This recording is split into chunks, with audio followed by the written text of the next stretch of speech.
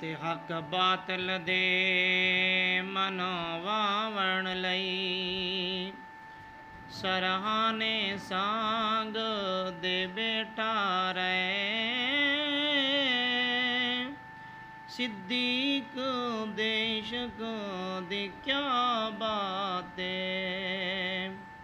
ਓ ਤੇ ਲੱਤ ਰਖਤੇ ਨਾਗ ਤੇ ਬੈਠਾ ਰਹਿ। ਸਿੱਦੀਕ ਦੇਸ਼ਕ ਦੀ ਕਿਆ ਬਾਤ ਓ ਤੇ ਲੱਤ ਰਖਤੇ ਨਾਗ ਤੇ ਬੈਠਾ ਰਹਿ।